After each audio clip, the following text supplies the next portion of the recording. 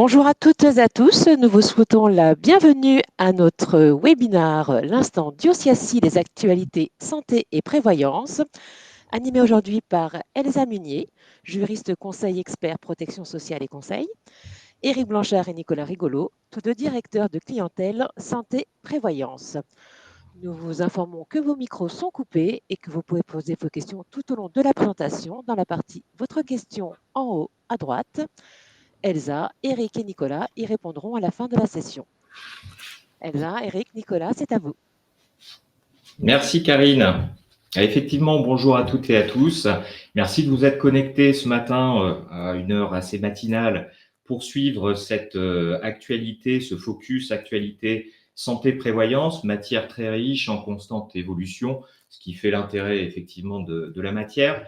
Ce que je vous propose en termes d'évolution de notre déroulé, on a volontairement réduit et restreint notre présentation sur 5 grands items. Le premier étant la lutte contre la fraude. Il y a eu pas mal d'actualités ces derniers temps sur ce sujet-là et c'est des enjeux qui sont à la fois importants globalement et en termes d'économie pour le pays, mais également en termes d'impact pour les entreprises. De passer sur une réforme qui est en cours et qui va venir se mettre en place au 1er janvier 2025 sur la lisibilité des garanties en prévoyance.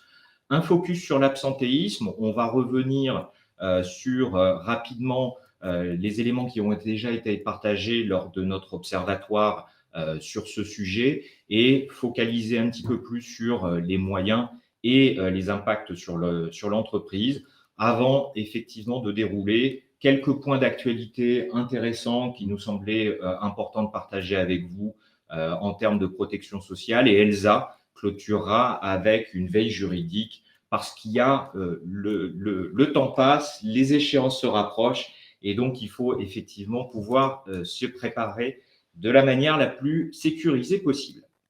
Alors je vous propose de commencer par la lutte contre la fraude.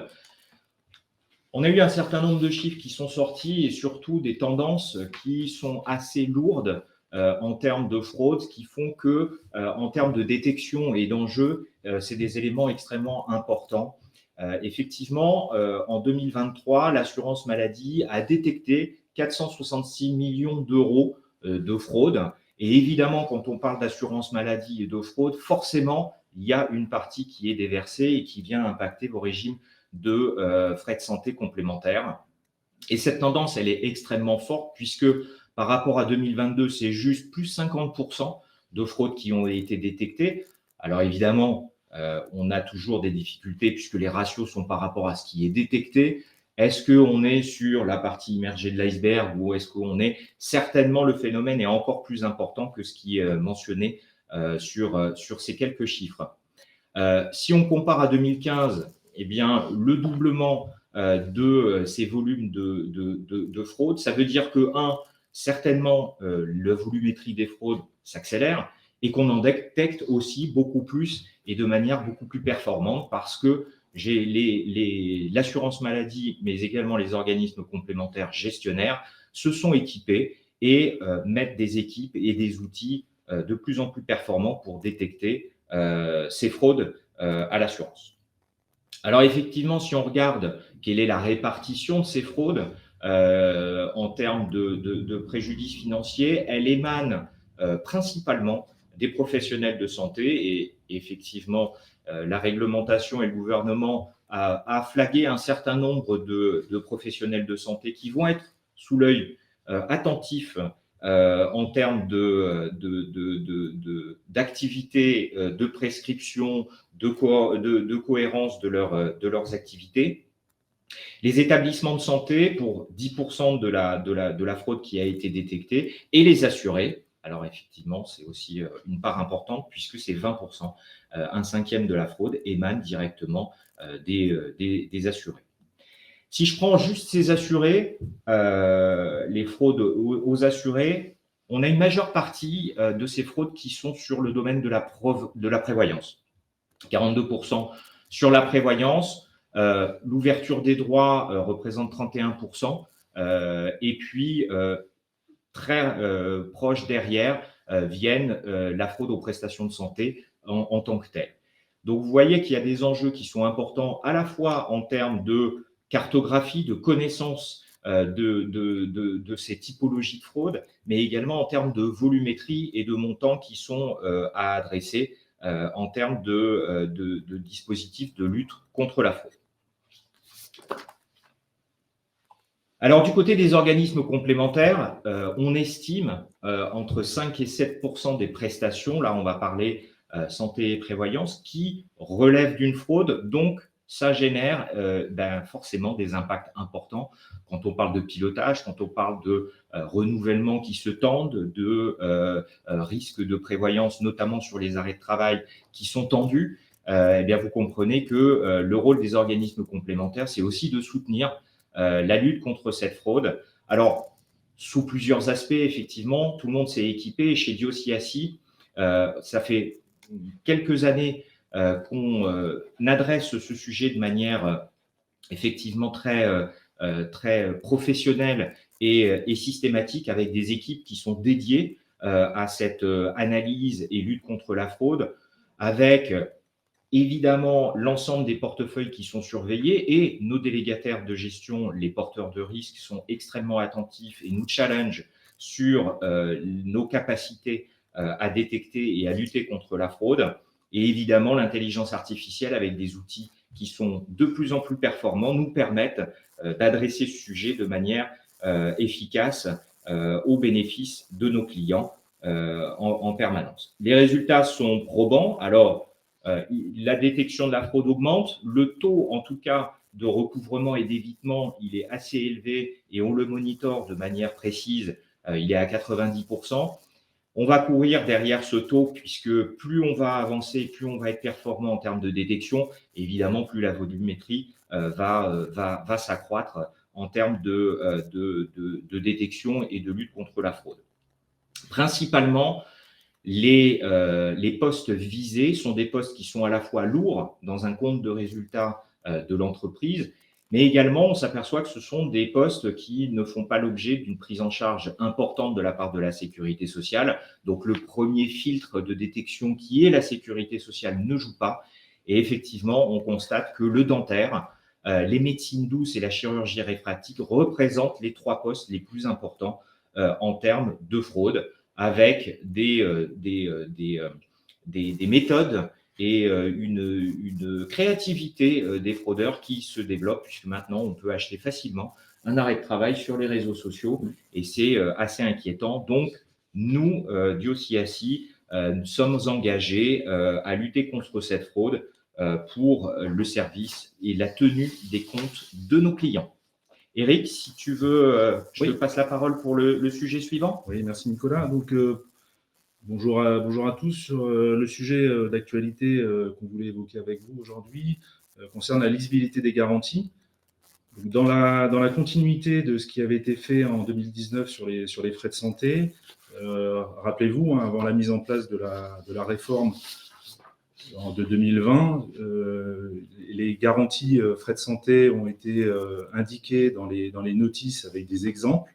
Donc, le comité consultatif du secteur financier a décidé en 2022 de travailler sur le sujet de la prévoyance, puisque le sujet de la prévoyance lourde, donc décès, incapacité, invalidité, est un sujet très important et pas très bien compris par l'ensemble des assurés. Donc, il y a un engagement qui a été pris pour le 1er janvier 2025 afin de permettre une meilleure compréhension, des tableaux de garantie plus simples et évidemment des exemples concrets. Alors, pour rien vous cacher, on a eu des exemples qui nous ont été transmis. Donc, on vous met ci-dessous donc un exemple.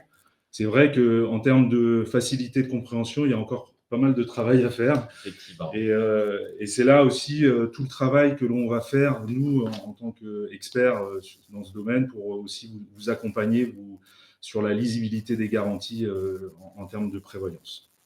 Effectivement, Eric, il est important, et je me permets de rebondir sur ce sujet-là, la lisibilité des garanties en termes de réglementation et imposition. On va évidemment tous y conformer. Vous avez bien compris que ça ne sera pas l'alpha et l'oméga et ça ne résoudra pas les problématiques de compréhension. Et la communication, vous le savez tous, est un élément important en termes de valorisation, d'appréhension de la matière, qui n'est pas simple, et surtout de faire valoir et de comprendre les avantages d'un régime de protection sociale robuste que vous cofinancez et qui est cofinancé par les salariés en termes de protection. Donc la communication reste et ne sera pas abandonnée par rapport à cette évolution, certes assez positive, mais forcément non suffisante pour l'entreprise. Voilà, absolument. Donc, on va continuer donc avec le sujet de l'absentéisme. Donc, je vais repasser la parole à Nicolas. Ouais, merci Eric. Effectivement, l'absentéisme, c'est un vaste sujet. Il a été, et je me permets de vous renvoyer vers les travaux de notre observatoire de la performance sociale qui a détaillé et rentré avec l'IFOP dans des considérations, des analyses, des décryptages extrêmement poussés de ce phénomène-là.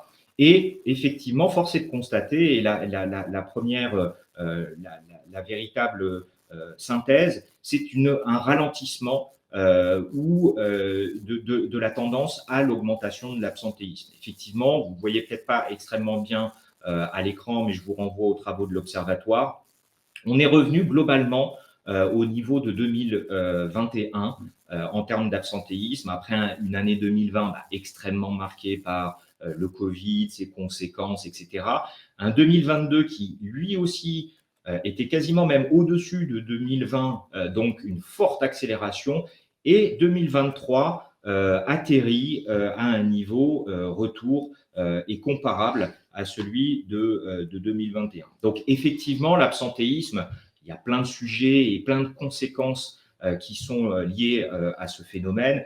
Je vous passe effectivement les coûts directs, indirects, les problématiques que ça pose en termes d'organisation au niveau de l'entreprise, l'impact social, la charge de travail et évidemment les dispositifs de protection sociale avec la couverture pour soit maintien de salaire employeur ou le relais des régimes et des contrats d'assurance qui viennent compléter la rémunération de vos collaborateurs. Donc ce ralentissement, on l'a analysé, on a quand même des niveaux qui restent extrêmement élevés, 38% des salariés qui se sont arrêtés au moins une fois dans l'année, niveau global, niveau national. On a un vrai lien et on voit dans les études de causalité de cet absentéisme une émergence des troubles psychologiques, socio-psychologiques et des troubles musculo-squelettiques de manière très importante. Et une donnée qu'on a reprise dans ce support, 64% des salariés considèrent qu'ils exercent un métier qui est susceptible de porter atteinte à leur santé mentale ou à leur santé physique. Donc, on a un vrai lien et on a un vrai travail en termes de gestion de cet absentéisme, à la fois de cartographie pour en déterminer les causes, voir d'où viennent, est-ce qu'on a des sujets de managériaux, est-ce qu'on a des sujets en termes de climat social, est-ce qu'on a des sujets… Donc, il faut vraiment la cartographier, voir l'importance que ça peut avoir et adapter les solutions que l'on peut apporter aux entreprises aux véritables causes. Et on a des outils, effectivement, qui nous permettent à la fois de vous donner de la visibilité sur ce risque-là, mais également de vous apporter quelques solutions au niveau de l'amélioration de votre absentéisme dans l'entreprise. Alors, un ralentissement, mais qu'on a qualifié de peut-être trompeur parce que on aurait pu estimer que c'était une bonne nouvelle et que tout allait bien dans le meilleur des mondes. Or, récemment, comme vous le savez certainement, la Cour des comptes a publié un rapport avec un certain nombre de préconisations qui pointent du doigt l'absentéisme et l'indemnisation, la couverture en incapacité de travail et en invalidité des collaborateurs qui sont en arrêt de travail. Alors effectivement, énorme levier parce que gros poste de dépenses pour les comptes publics dans un environnement avec un déficit de la sécurité sociale qui est projeté à 17,2 milliards d'euros en 2027, qui ne cesse d'augmenter et de croître pour la partie indemnité journalière, donc uniquement incapacité de travail. Entre 2017 et 2022, il y a eu une augmentation de 4,3 milliards. Donc, c'est véritablement un enjeu dans un contexte économique où, évidemment, on a besoin de trouver de l'argent, où, vous l'avez noté, les agences de notation financière ont émis, même si on stabilise la note de la France, mais en tout cas des perspectives soit d'attention particulière, soit négatives. Et vous savez que ces notes-là ont une incidence directe sur les taux d'intérêt auxquels l'État français peut emprunter, et donc, vu le taux d'endettement de l'État français, des impacts extrêmement significatifs et lourds sur les comptes publics. Et donc, la Cour des comptes a mis en place ou préconisé un certain nombre de pistes pour améliorer ses performances financières sur l'arrêt de travail. Alors, ces pistes, est-ce qu'elles seront mises en place intégralement, en tout ou partie, on ne sait pas.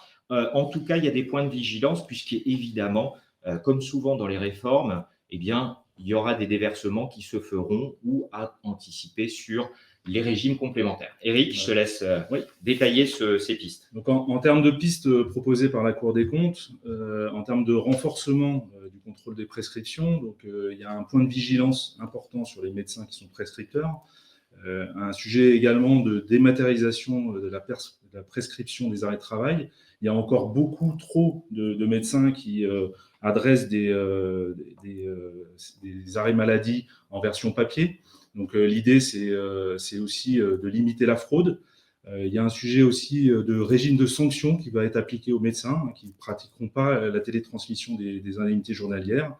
Et puis un zoom et un contrôle ciblé sur les médecins qui ne rentreront pas dans ces nouvelles règles. En termes d'informations importantes véhiculées par la Cour des comptes, et c'est souvent repris dans les projets de loi de financement de sécurité sociale, ils nous ont présenté donc, pas mal de sujets, donc une réduction de la durée maximale d'indemnisation. Aujourd'hui, les arrêts de travail, c'est une durée maximale de 3 ans. Leur proposition, c'est de la ramener à 2 ans. Également, d'augmenter la carence. Aujourd'hui, on a une carence de 3 jours. L'idée, c'est de la monter à 7 jours. Donc, pendant 7 jours, il n'y a pas d'indemnisation de la sécurité sociale. Et puis, ils ont mis également un autre point qui est nouveau, c'est un jour de carence d'ordre public. Donc là, quand on parle de carence d'ordre public, c'est ni la sécurité sociale, ni l'entreprise ne pourra financer l'arrêt de travail d'un jour. Voilà, tout ça pour aussi accompagner ceux qui ont des pathologies chroniques, d'être mieux pris en charge.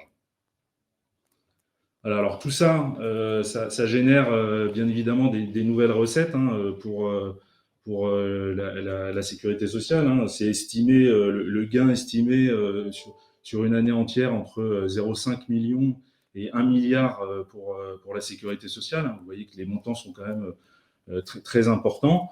Le point de vigilance que l'on peut avoir sur tous ces sujets-là, c'est le transfert, bien évidemment, de transfert de charges à anticiper vers les organismes complémentaires, parce que si vous réduisez de 3 ans à 2 ans, les organismes complémentaires vont intervenir plein pot à partir de 2 ans et plus à partir de 3 ans. Et puis, il y a un vrai sujet dans le rapport de la Cour des comptes, c'est le sujet des niches fiscales et le sujet de l'exonération des cotisations sociales sur les dispositifs de santé et de prévoyance dans les entreprises. Donc, ils pointent du doigt ces avantages. Donc, peut-être qu'ils vont aussi travailler sur peut-être une réduction de ces avantages sur les dispositifs de santé et de prévoyance en entreprise. Effectivement, le point il est intéressant, notamment celui de la réduction de 3 à 2 ans de la durée maximale d'indemnisation sur l'incapacité de travail, parce que ça veut dire quoi? Ça veut dire que potentiellement, on bascule plus rapidement en invalidité. Et on sait que dans des comptes de résultats de prévoyance, vous avez une partie significative du résultat qui est portée par des provisions mathématiques, et on ne provisionne pas de la même manière une incapacité de travail ou une invalidité. Donc, vigilance, il y aura certainement à la fois en termes de durée d'indemnisation et d'articulation contractuelle, mais aussi de peser dans les comptes de résultats, des impacts qui vont être assez forts et qu'il va falloir anticiper auprès de nos directions techniques. Quelques points d'actualité pour être complet. Je regarde le temps, je surveille, on est bon. Je ne voudrais pas que Elsa soit privée de son temps de parole. Exactement. Donc, on va faire un bref rappel parce que vous avez toutes ces informations, vous les connaissez. C'est issu de la loi de financement de sécurité sociale 2024. L'idée derrière tout ça, c'est toujours de générer des économies pour la sécurité sociale, 3,5 milliards d'économies recherchées par la sécurité sociale. Donc, à la fois en termes de prévention et d'accès aux soins. Donc, vous avez le sujet de l'ouverture de la vaccination du vaccin papillomavirus à partir de 11 ans, donc pour les collégiens et les collégiennes, les prises en charge complète des préservatifs pour les moins de 26 ans, en pharmacie uniquement, la lutte contre la précarité menstruelle des femmes de moins de 26 ans. Donc tout ça, c'est des nouveautés, donc soit pris en charge intégralement par la sécurité sociale, soit complété à la fois entre sécurité sociale et régime complémentaire. Le déploiement des rendez-vous de prévention, alors pour 2025, vous savez, c'était déjà inscrit dans la loi de financement de sécurité sociale 2023. Là, donc ça n'avait pas été mis en place sur l'année 2023. Ils ont remis ce sujet des rendez-vous de prévention avec des régions qui seront tests et ensuite ça sera déployé à la fin de l'année 2024 sur des âges clés, 20-25 ans, 40-50 ans et 60-65 ans pour faire en sorte que les Français aillent vers ces rendez-vous de prévention. Une dépression postpartum, donc test d'un programme d'accompagnement sur 3 années, la délivrance d'antibiotiques sans ordonnance, notamment, c'est aussi la nouveauté, c'est d'essayer aussi que les pharmaciens puissent aider les médecins, donc notamment sur des sujets de cystite et d'angine. Également, la distribution des médicaments à l'unité en cas de rupture d'approvisionnement, puisque l'année dernière, en 2023, il y a eu énormément de problématiques de livraison de médicaments, et également tout ce qui est repérage, diagnostic et intervention pour les enfants qui ont moins de 6 ans avec un trouble neurodéveloppement, les TND, où malheureusement il y a de plus en plus d'enfants qui sont atteints de troubles. Voilà, et tout ce qui concerne les autres mesures, donc on a la fin des arrêts maladie au-delà de 3 jours délivrés en téléconsultation, le renforcement des contrôles des arrêts de travail, ça va en lien avec ce qui a été présenté précédemment par Nicolas. La lutte contre la fraude, on continue, et vous l'avez vu, avec un objectif de 600 millions par an. La sécurité sociale est à 466 millions, donc ça va continuer, et notamment sur le sujet des audioprothésistes, puisque avec la réforme du 100% santé, il y a eu un développement assez important des centres de santé dédiés aux audioprothèses, et il y a eu une vraie flambée de fraude autour des audioprothèses. En termes de partage partage des transports sanitaires programmés, donc là, il y avait eu dans certaines villes des manifestations de taxis, puisque l'idée aussi du gouvernement, c'était de partager le transport vers l'hôpital, vers les soins de santé pour des assurés, de partager la course. Également, une transformation de modèle de financement des établissements de santé. Donc, ça va aussi dans la continuité des recherches d'économie. Et puis, un transfert de financement des EHPAD à la branche autonomie.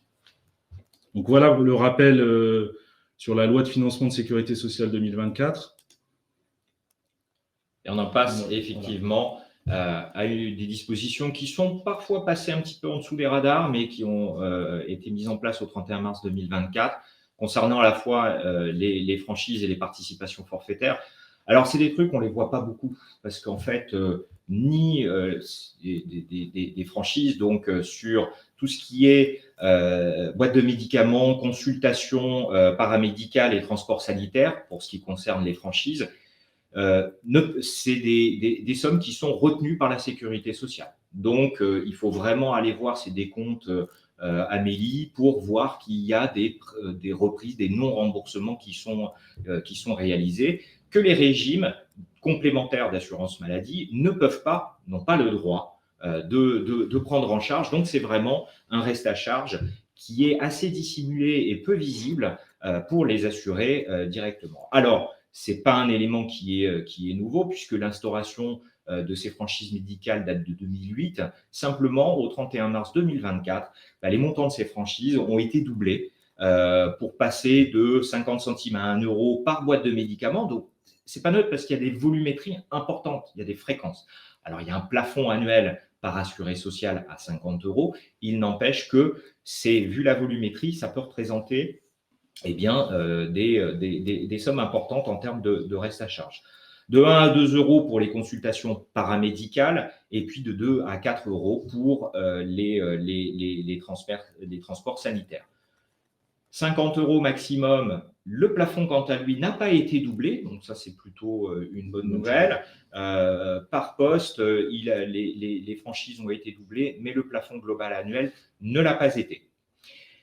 Les franchises que l'on va distinguer des participations forfaitaires qui, elles, viennent concerner les consultations de généralistes et de spécialistes, donc en médecine de ville, les actes de biologie médicale et les actes de radiologie, sur le même principe, où on a une retenue qui est réalisée avec un montant de participation forfaitaire qui va passer de 1 euro à 2 euros, là, au 15 mai 2024. Donc, ça y est, c'est mis en place. Les deux mesures ont été déployées.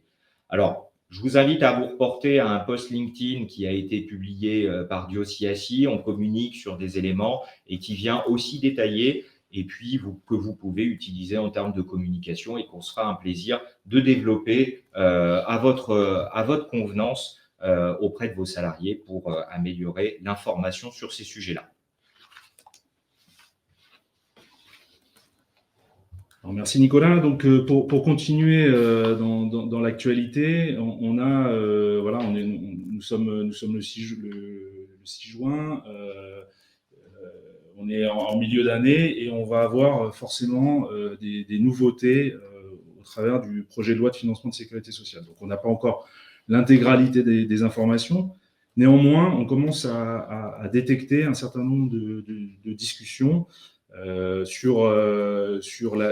notamment la taxe lapin, qui sur les rendez-vous, les fameux rendez-vous de médecins non honorés, puisque aujourd'hui il y a énormément de problématiques pour avoir une consultation chez un médecin, et il y a beaucoup d'assurés qui n'honorent pas leurs rendez-vous médicaux. Donc éventuellement une taxe lapin de 5 euros, et on en a parlé, le sujet de la jour de carence supplémentaire. Donc on parlait peut-être d'un jour, mais là, avec le rapport de la Cour des comptes, peut-être de passer de 3 jours à 7 jours, donc 4 jours supplémentaires. Un renforcement du 100% santé, mais je l'évoquerai un peu plus dans le détail sur une slide juste après, sur notamment les fauteuils roulants. La hausse des consultations de généralistes, rappelez-vous, l'année dernière, des discussions importantes. Il y a eu un effort qui avait été fait de 1,50 €. Donc, on est passé sur les consultations de généralistes de 25 € à 26,50 €. Et là, le 4 juin, il y a eu une nouvelle convention médicale qui a été signée avec la mise en place à la fin de l'année, donc dès décembre 2024, on aura donc une consultation de généraliste à 30 €. Voilà, donc on a quand même une augmentation en l'espace de 2 ans, de 25 € à 30 €. Il y a dans cette nouvelle convention médicale d'autres spécialistes qui vont aussi voir leur base de remboursement augmenter, souvent en 2 temps. Ça sera en décembre et en juillet. À titre d'exemple, par exemple, un gynécologue, ça sera 32 € en décembre 2024 et ça passera à 35 € en 2025. Il y a également tous les sujets de médecins pédiatres pour les enfants, où là, il y a un renforcement aussi des honoraires pour les médecins qui va aussi être fortement majoré. Voilà. Et pour revenir à tous les sujets et les perspectives 2024-2025, donc on a la nouvelle convention médicale, donc 1,50 € qui va se rapporter à plus de 5 € par rapport à 25 €. Ça va forcément avoir des impacts sur les résultats des comptes de frais de santé des complémentaires, hein, puisqu'il va y avoir une répartition entre la sécurité sociale et les régimes complémentaires dans cette évolution de base tarifaire. Il y a également eu déjà des hausses de tickets modérateurs, hein, sur le dentaire, le transport, la téléconsultation. Donc les téléconsultations aujourd'hui sont opérées comme une consultation de généraliste. Donc ça va aussi augmenter ce poste-là. Des accès directs, donc kiné, infirmiers, orthoptistes, élargissement du 100% santé. Je vais donc en parler juste après sur le sujet. Juste Eric, effectivement, c'est des sujets qui sont extrêmement importants parce que globalement, quand on pilote un régime frais de santé, on a une dérive de la consommation médicale qui est naturelle parce que effectivement, on prend, surtout depuis 2020 où elle s'est accélérée de manière significative, on va peut-être un peu plus chez le médecin. Les coûts de médecine les dépassements d'honoraires sont un petit peu plus importants. Donc ça, c'est endémique au dispositif de frais de santé. Tous ces éléments-là, vous avez compris, viennent se rajouter aussi en termes d'évolution d'un contexte réglementaire, de règles du jeu de vos dispositifs frais de santé.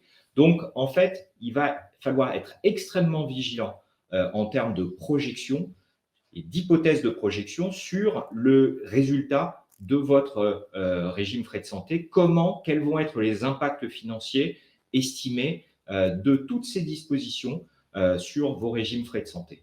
Et là, on a déjà commencé un gros travail avec notre direction technique de challenger un peu les visions des assureurs qui parfois, peut-être des assureurs qui sont connectés, et je vous prie de m'en excuser, mais qui parfois sont un petit peu alarmistes, pas forcément à tort, mais en tout cas qui méritent d'être challengés au bénéfice de nos clients. Voilà, juste une dernière précision aussi, je ne l'ai pas évoqué, c'est le sujet du ralentissement de l'évolution du plafond mensuel sécurité sociale, hein, puisque on a eu pendant 2 ans une forte hausse du plafond mensuel sécurité sociale, hein, après 2 années de gel. Là, on a une perspective d'évolution du PMSS qui oscillerait entre 1,50 et 2. Donc, on verra les informations qui vont nous parvenir en fin d'année. Mais voilà, il va y avoir aussi de ce côté-là aussi en termes de renouvellement, puisque beaucoup de cotisations sont assises sur le PMSS. Et donc, du coup, ça va aussi ralentir aussi cet effet d'augmentation. Voilà, le dernier sujet sur l'actualité, c'était de revenir aussi sur le 100% santé, hein. Rappelez-vous, hein, la réforme du 100% santé qui avait été souhaitée par le président Macron, mise en place en début 2019, hein, sur les trois postes qui étaient considérés comme ayant énormément de reste à charge, hein, que ce soit le dentaire, l'optique et tout ce qui est audioprothèse. Donc ça s'est fait au fil de l'eau, les mises en place de paniers. Après quelques années, le résultat, c'est que les soins dentaires, tout le volet dentaire, la réforme fonctionne. Sur la partie optique, c'est un échec. Sur la partie audioprothèse, ça commence aussi à prendre aussi une importance importante dans l'ensemble des remboursements. Donc, le gouvernement a souhaité l'année dernière modifier et élargir la réforme du 100% santé, et l'élargir notamment aux prothèses capillaires et aux perruques médicales, hein, pour les personnes qui sont malheureusement traitées par chimiothérapie. Et puis également le sujet des fauteuils roulants. Donc ça, c'est une nouveauté. L'idée, c'est aussi de faire en sorte que dans les contrats de frais de santé obligatoires d'entreprise, on puisse rembourser une partie des frais de fauteuil roulant, les fauteuils roulants étant extrêmement onéreux aujourd'hui pour l'ensemble des assurés. Et enfin, pour terminer, le sujet compte tenu de l'inflation, hein, les chirurgiens dentistes, ils arrivent toujours à bien trouver les bonnes méthodes de négociation. Ils ont obtenu une revalorisation de 3% des plafonds du panier 100% santé et maîtrisé à compter de 2026. Voilà. Et à contrario, on a une baisse du plafond des in-only. Donc voilà sur tout le volet actualité qu'on voulait discuter avec vous aujourd'hui ce matin et vous présenter. On va parler maintenant de toute la partie veille juridique, donc avec de l'actualité dense. Voilà, surtout de l'actualité dense. Je vais laisser la parole à Elsa. Bonjour à tous, merci Eric, merci Nicolas. Effectivement, la veille juridique en PSC est toujours très dense, donc on a fait des choix un peu drastiques ce matin.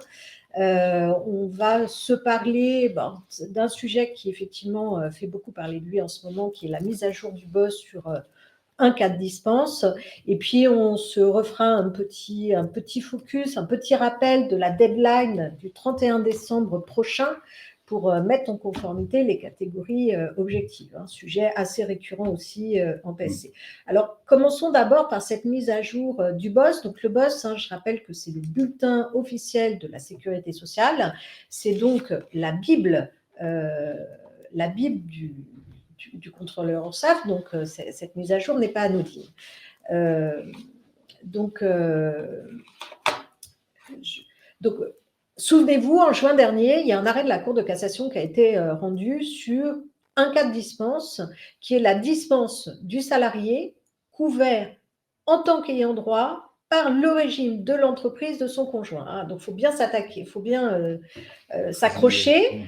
Donc, on vise bien, et c'est ça que je vais développer, le cas du salarié qui travaille dans une entreprise qui, bien entendu, a mis en place un régime santé, puisque c'est obligatoire depuis 2016, et qui se trouve également être doublement couvert par le régime de l'entreprise, de son conjoint ou de son partenaire de PACS. Je dirais souvent conjoint, mais en fait, il a la qualité d'ayant droit, c'est ça qui compte. Donc, un arrêt a été rendu en juin dernier. Cet arrêt a suscité quand même une certaine agitation sur le marché. C'est un arrêt rendu en droit du travail, c'est important, et on attendait la fameuse position de l'administration qui a été consacrée en avril dernier dans une mise à jour du bulletin officiel de la sécurité sociale. Donc, le bulletin, le BOSS a été modifié et l'administration sociale a fait le choix de s'aligner sur la position de la Cour de cassation. Mais pour autant, ça ne lève pas toutes les questions et c'est pour ça qu'on s'en parle ce matin. Alors, avant d'attaquer dans le vif du sujet, il faut rappeler que dans la réglementation de la protection sociale complémentaire, coexistent deux types de dispenses. Alors, la raison est historique, je n'y reviens pas ici, mais cette dualité crée de la complexité. Il y a les dispenses dites facultatives et les dispenses dites de droit ou d'ordre public. Les dispenses dites facultatives sont des dispenses qui ne s'appliquent que si elles sont prévues dans l'acte et selon les modalités qui y sont précisées. Donc ça, c'est très important.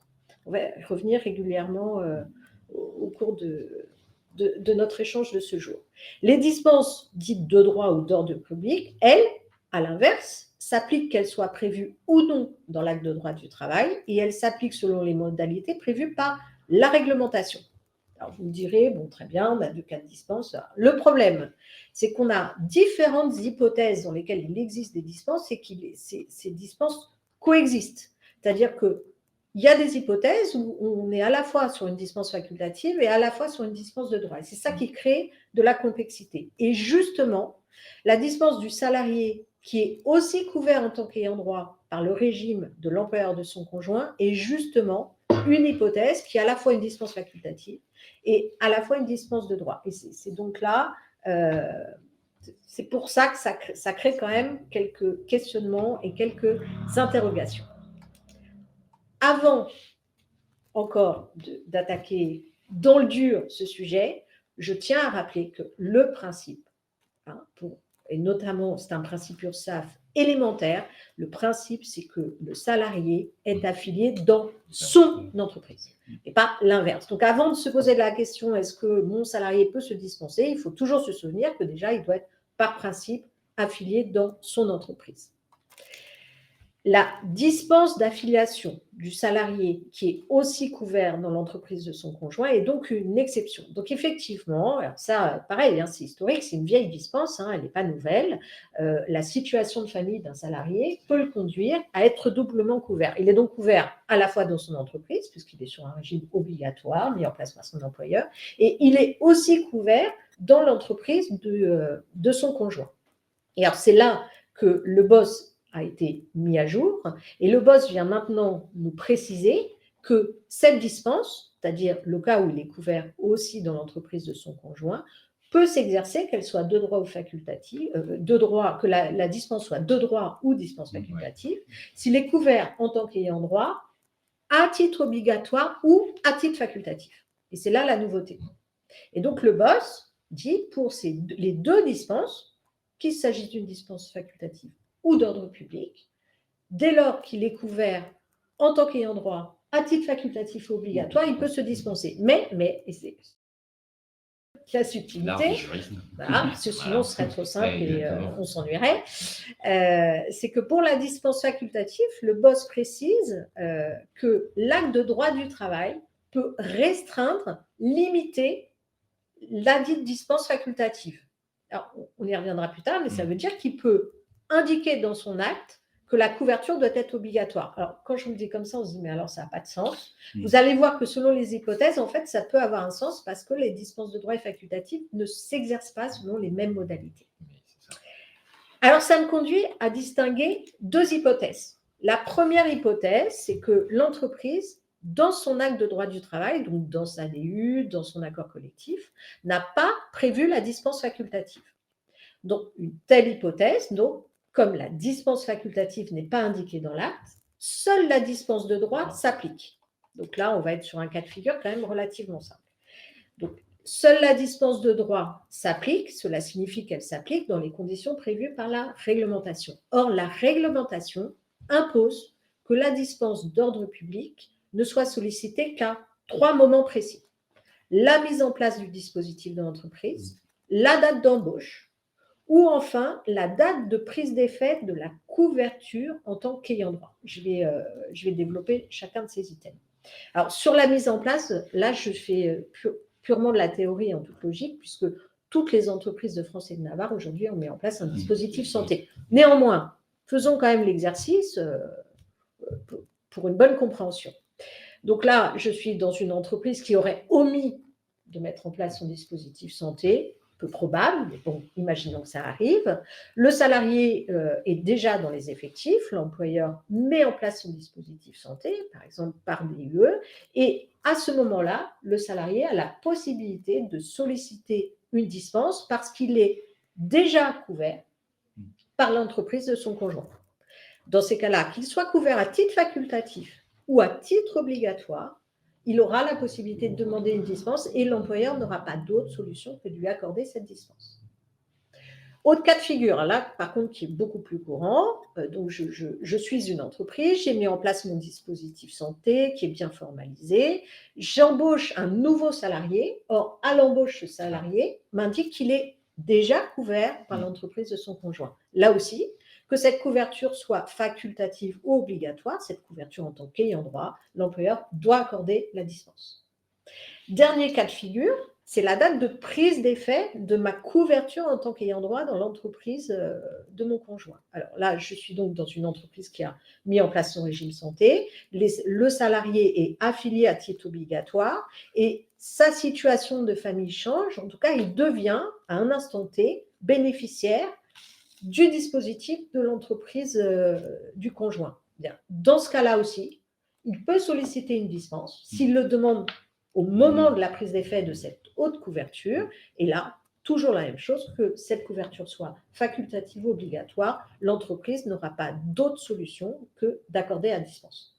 Et ça, je me permets de te poser une petite question, c'est qu'on voit beaucoup de régimes frais de santé qui avaient une cotisation famille, tout le monde obligatoire, et qui vient se transformer en salarié plus enfant obligatoire, conjoint facultatif ou ce genre de choses.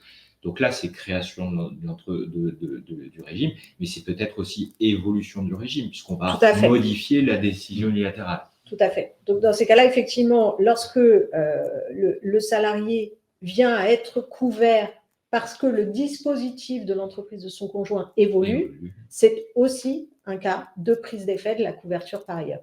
Donc, en fait, voilà, il faut vraiment, là, il faut être très vigilant sur la temporalité, puisque ce qui compte dans la dispense dite de droit ou d'ordre public, c'est que le salarié doit solliciter la dispense au bon moment. C'est ça.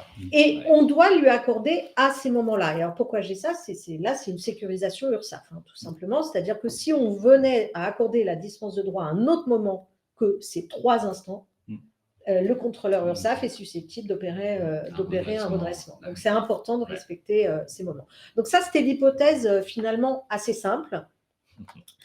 Parce que l'hypothèse plus complexe, c'est quand on va avoir la dispense facultative qui est prévue dans l'acte. Donc, du coup, je me retrouve avec 2 dispenses potentiellement explicables, la dispense de droit qui, elle, s'applique, puisque de toute façon, elle n'a pas à être prévue dans l'acte pour s'appliquer, et la dispense facultative qui, elle, ne s'applique que dans les conditions qui sont prévues dans l'acte. Donc, là aussi, il faut rappeler que le BOSS a fait l'objet d'une mise à jour, et le BOSS précise que aussi, s'agissant de la dispense facultative, elle doit être accordée aux salariés qu'il soit couvert en tant qu'ayant droit à titre facultatif ou obligatoire, sauf si l'acte de droit du travail prévoit autre chose.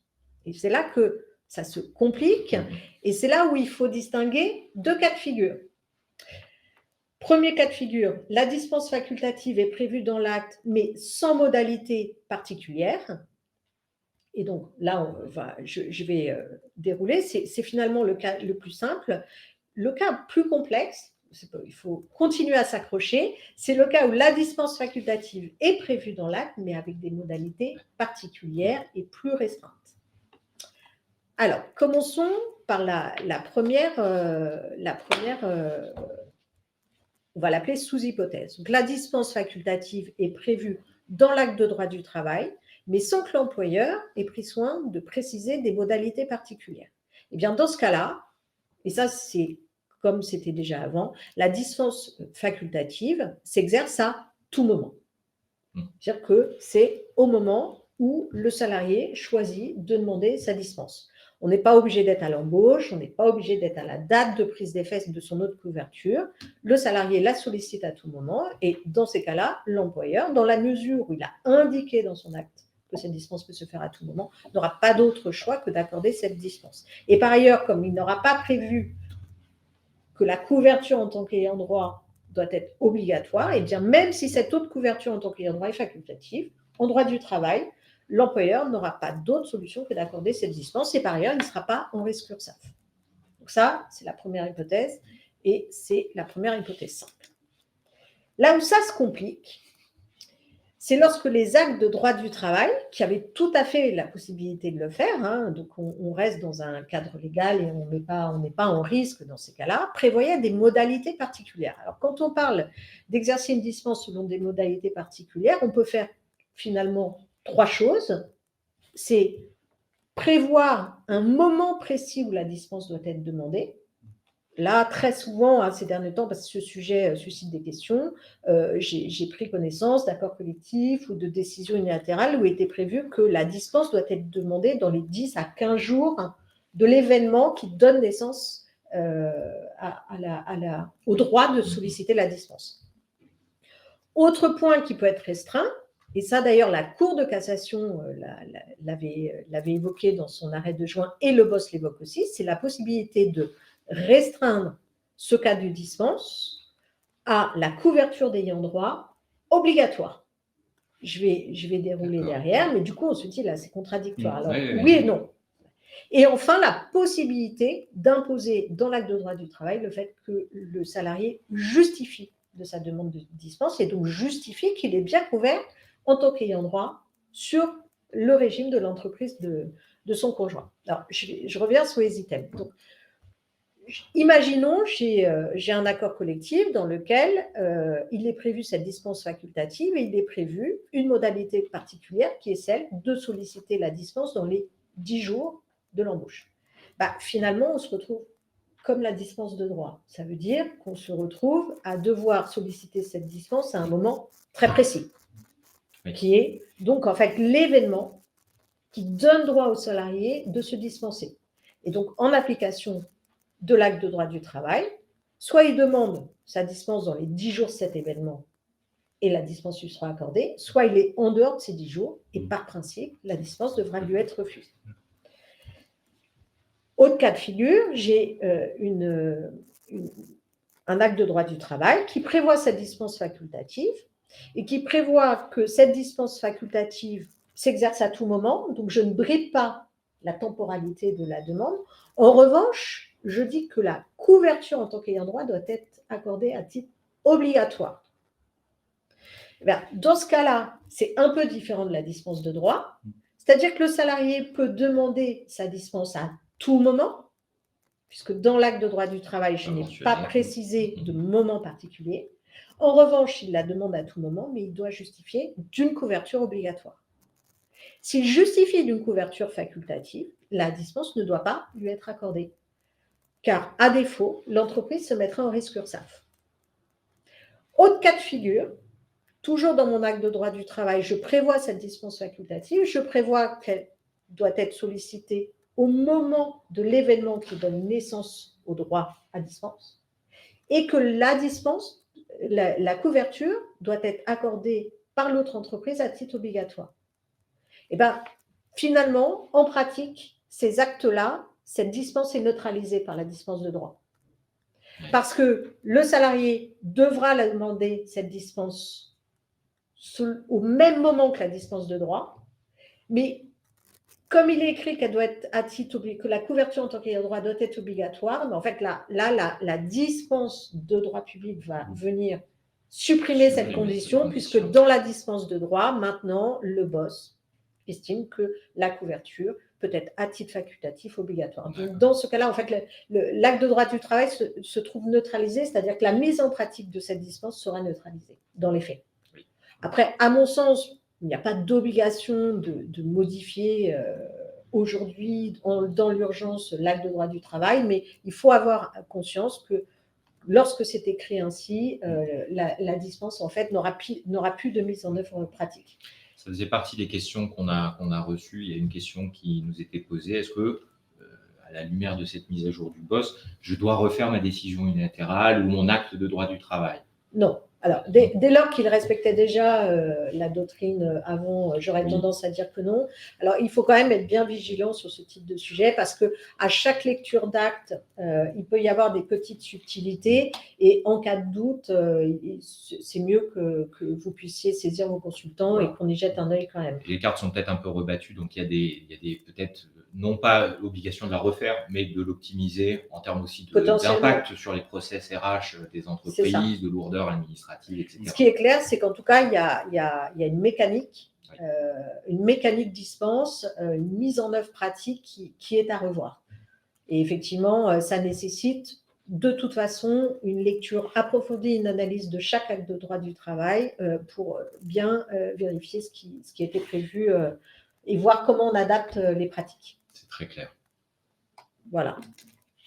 Alors, autre sujet, c'est moins de l'actualité parce que c'est un sujet qui est connu maintenant depuis 2021. Mais comme on nous avait laissé un certain temps, voire un temps certain pour le faire, eh bien, il y a quand même encore quelques entreprises qui n'ont pas mis en conformité leur catégorie objective avec les nouveaux critères 1 et 2, on va dérouler. Alors, attention quand même.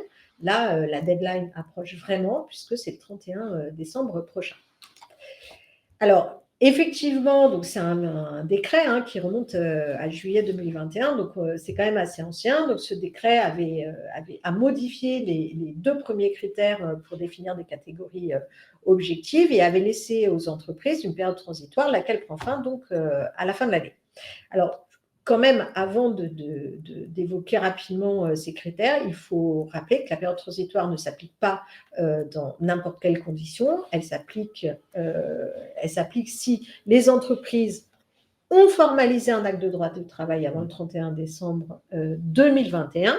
Donc, une entreprise qui n'applique qu'un usage non formalisé ou qui a perdu sa DUE, ça arrive. Oui, ne bénéficie pas de cette période transitoire. Donc, s'il y a une mise en conformité à faire, plus vite on la fait, plus on diminue le risque de redressement URSSAF. Par ailleurs, le dispositif doit être collectif, ça veut dire qu'il doit remplir toutes les conditions d'exonération, à défaut, pas de période transitoire non plus. Et enfin, le champ des bénéficiaires n'a pas dû être modifié entre le 1er janvier 2022 et le 31 décembre prochain. Donc, typiquement, les entreprises, par exemple, qui relèvent de la métallurgie, ont perdu le bénéfice de la période transitoire.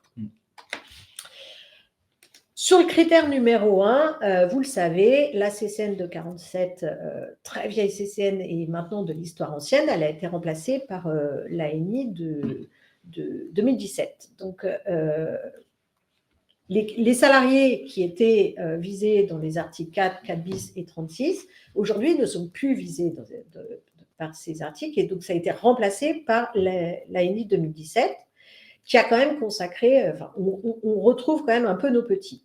Les salariés, les vrais cadres, qui étaient article 4, sont devenus les salariés qui relèvent de l'article 2.1. C'est relativement simple.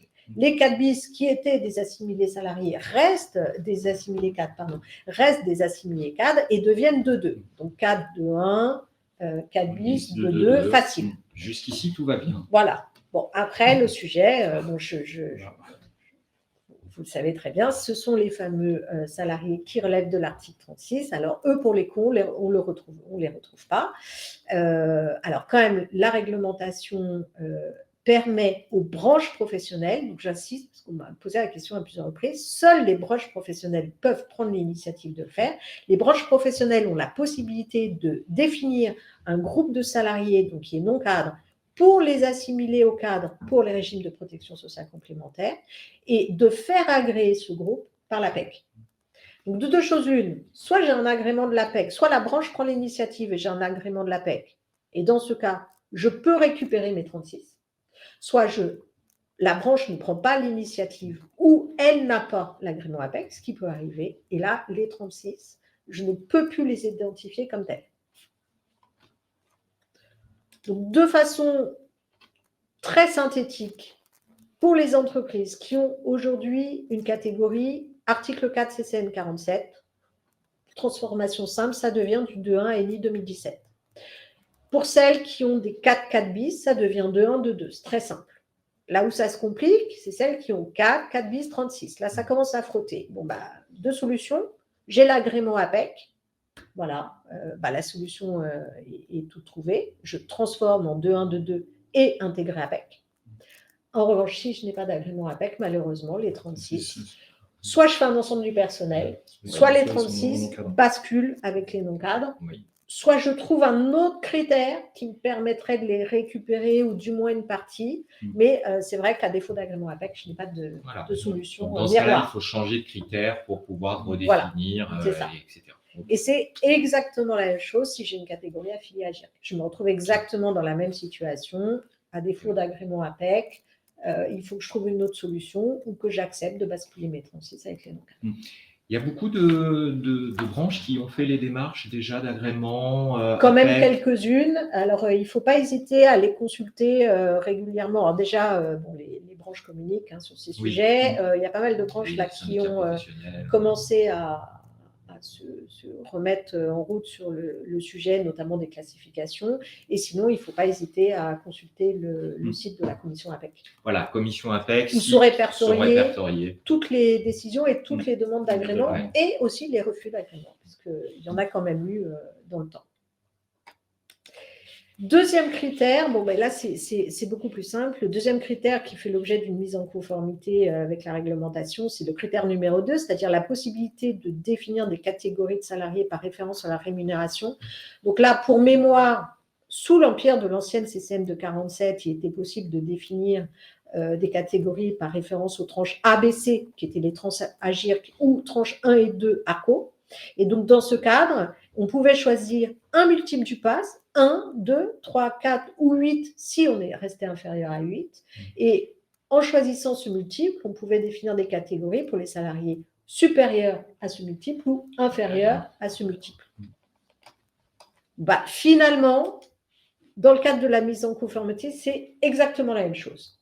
Alors, on n'a plus les tranches A, B, C, on n'a plus la tranche 1 et 2, mais on a la tranche 1 et 2 Agirc-Arrco, donc le régime unifié, mais c'est exactement le même principe. Je choisis un multiple du PASS qui peut être 1, 2, 3, 4 ou 8 si inférieur à 8.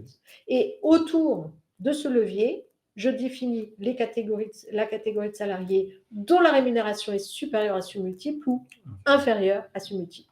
Comme avant, je choisis un seul multiple du PASS, pas deux, un seul. Voilà, ce qui me permet de définir que 2 catégories sur ce critère de rémunération. Et voilà, j'en ai fini. Il y a peut-être d'autres questions. Alors, on a quelques questions effectivement qui nous sont posées. Eh ben, je rebondis juste sur le dernier item. On nous pose, est-il possible de faire une catégorie de salariés dont la rémunération se situe entre 1 et… Alors non. Enfin, non. Est-ce que je peux couper là où je veux, en fait Oui, alors, c'est-à-dire prendre… Oui. Alors, avant, c'était possible. On avait oui. une ancienne circulaire, lettre circulaire à cause qui permettait de le faire. Cette circulaire à cause n'a pas été reprise dans le BOSS. Et en tout cas, sur la rédaction du BOSS, notre compréhension est que ça n'est plus possible de prendre des salariés entre 2 multiples du PASS. Et donc, on préconise d'éviter ce type de découpage. Oui. D'accord. Je regarde le temps, 33, on a un petit peu de… Alors, moi, mes articles 36, ok, j'ai compris, APEC, etc. Donc, c'est le seul moyen de pouvoir les garder avec les 2-1, 2-2, donc en d'autres termes, les mettre avec les cadres. Oui. Sauf à trouver un autre critère qui permet… se rattacher alors, il y a notamment le critère numéro 3, qui permet de se référer aux grandes classifications retenues par la branche, par la CCN. Mais c'est toujours un critère un petit peu délicat à appréhender. Ouais. Donc, méfiance.